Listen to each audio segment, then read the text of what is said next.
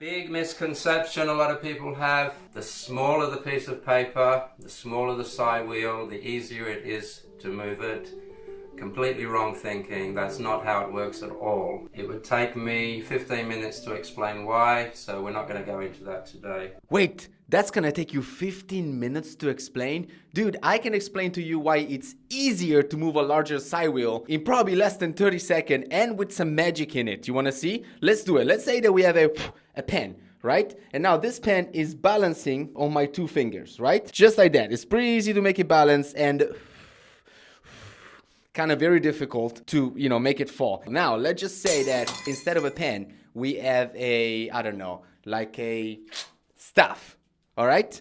Now, my two fingers are the same size, but the stuff is much larger, which means the volume it's bigger, which means it's harder for me to balance it on two fingers like this, and very easy to make it fall. That's why it is actually easier to spin a larger side wheel than a small one. Was it that difficult? I don't think so.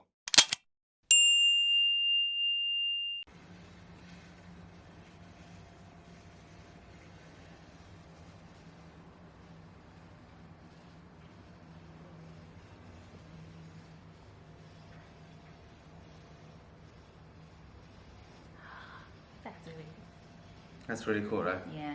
That's like really, I understand why people think that there's something mystical about it, because it does look like impossible, like it's legit. I'm gonna cover my nose. Watch.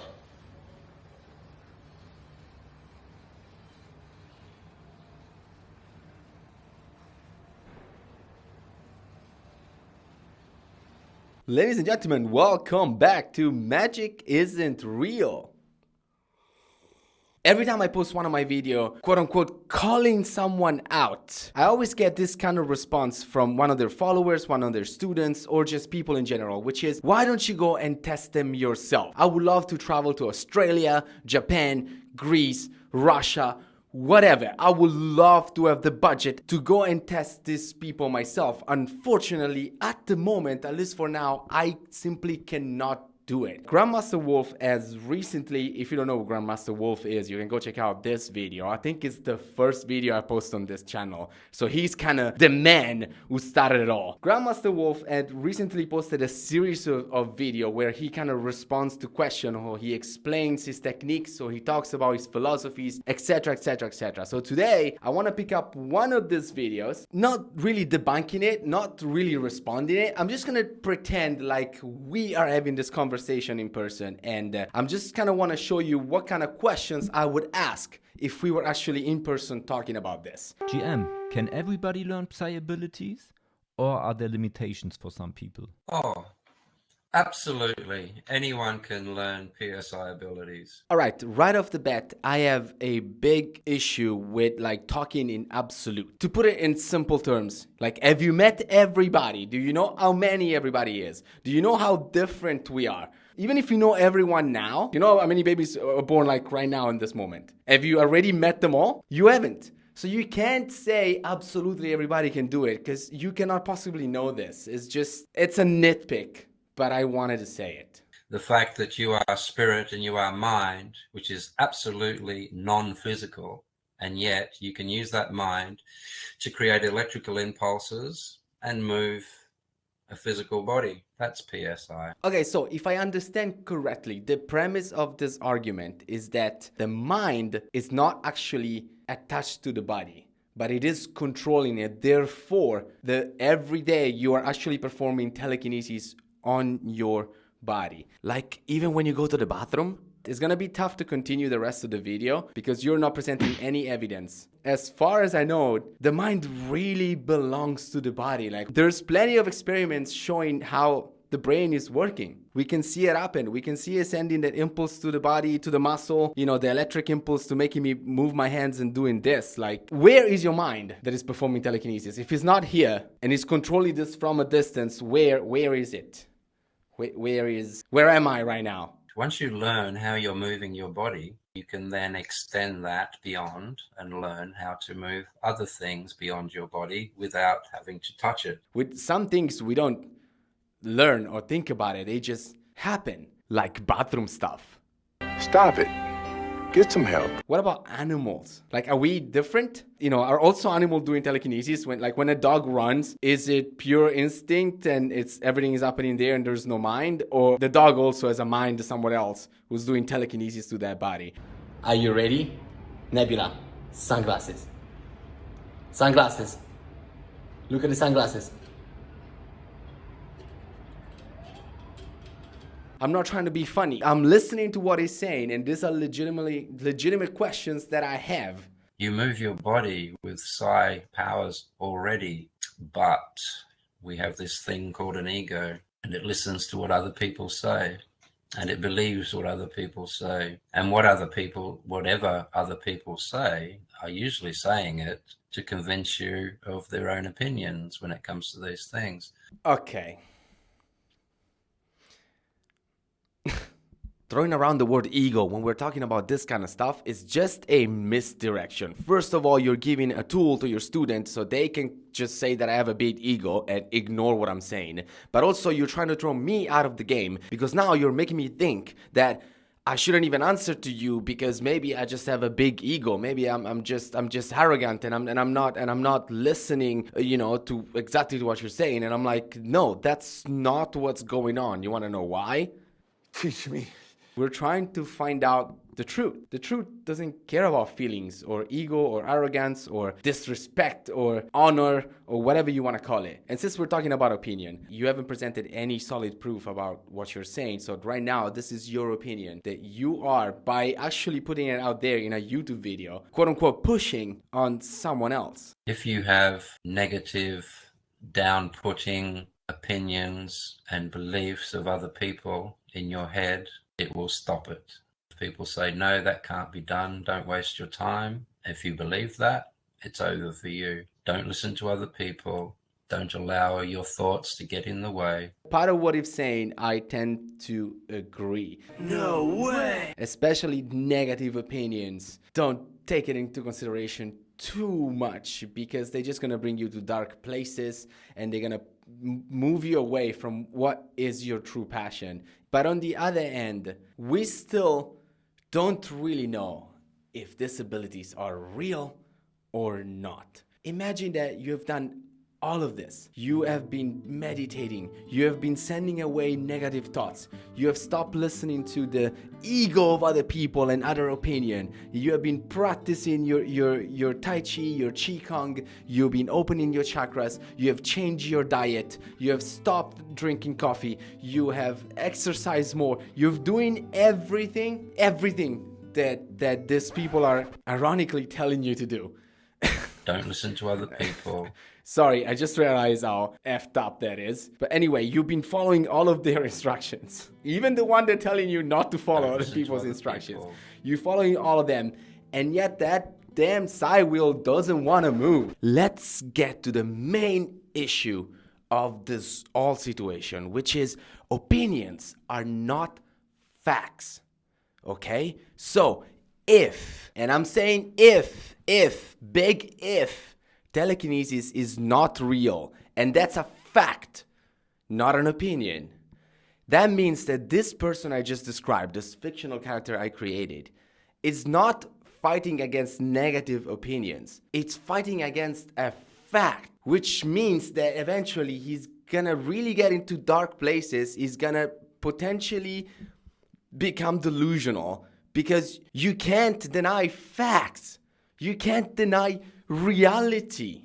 How about also no more side wheels? Because I think they contribute to push this kind of fantasy. I made a whole video explaining why. For the last time, no more side wheels. No more. And I know you think it's like under the table, but it's truly just... Are we looking for it now? Because it's truly gone. There's no more side wheel. If you want to do this with your finger, you start with an intent. Intention comes from spirit. It's something in your heart that wishes to be expressed. It's an intention, but it's invisible. You're saying that pretty much everything that happens in our body has an intent. But there is a whole realm of studies that is actually not even convinced that that's the case. What I'm saying here is that we might not have free will. I know it's a lot to throw out there, but I'm just saying that there are studies that are trying to investigate this potential phenomenon, this idea. What am I going to do now? Am I gonna click on that subscribe button, or am I not gonna click on that subscribe button? What if the decision is already being made and you think you're sending this intent to your body right now to click the subscribe button, but what is actually happening is that you were gonna click it anyway? I know. See, this is why I would love to talk to one of these people, because I actually love having this kind of conversation. So what do? Somehow you turn that invisible intent into a thought that you can see. How did you do that? That thought will then start to move, and through another short process will convince your brain to send an electrical impulse to a certain amount of muscles and tendons until this occurs. So what's happening there? That's telekinesis. That's PSI.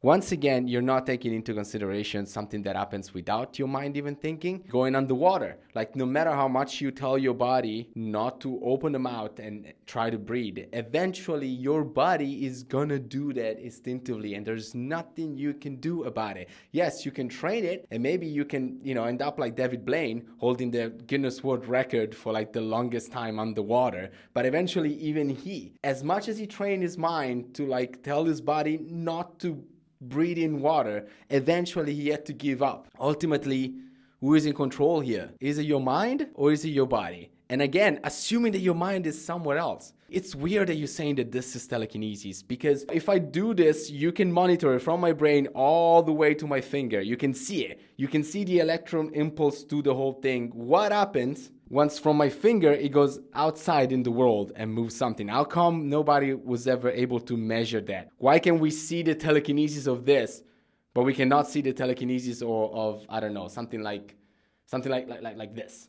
Watch a newborn baby sitting in a pram, sitting there very, very, very laid back and happy because it doesn't have any opinions on life yet. I know that you think that's a burn. Guess what?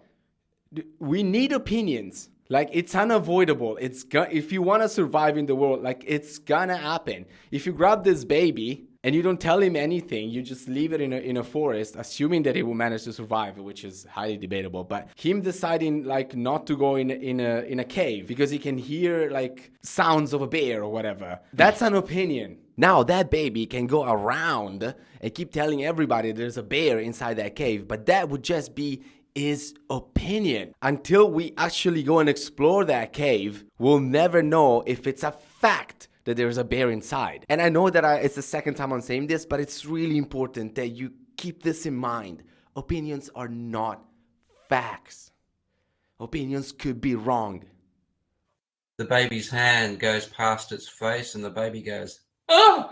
because it doesn't know what that was. It doesn't know this is it. I don't hang out with babies that much, but is that... If you're a parent, can you let me know if this is a thing that actually happens with baby? Are they really like surprised to see their own stuff? I mean, I don't know. This see is not difficult to say, I don't know. Slowly, eventually, it tries to take control. It'll get an ice cream and go, ugh, ugh, and it's trying.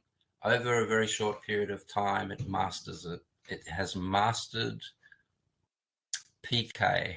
So you're saying that eventually the baby masters PK. Now, how come this learning to control your body coincides with the body growing? Like, for example, gaining control of how to walk only happens when the body is ready to walk, when the muscles are developed enough. Even if we follow your premise that the mind is somewhere else, how come this mind has to wait for the body to be developed enough to gain that kind of control? So like this, even in your premise, you are admitting that, well, you're not admitting because I'm saying it, you're not saying it. Even with your premise, the mind still has to wait for the body to be ready to do certain things, which will make the whole kind of telekinesis power and psychokinetic powers connected to our DNA, which brings me back to my premise, which is then not everybody can do it because all of our bodies develop in different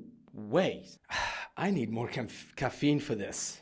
But we miss that. We don't watch that. We don't see that. And we don't look at that as a miracle. And of course, it is a miracle.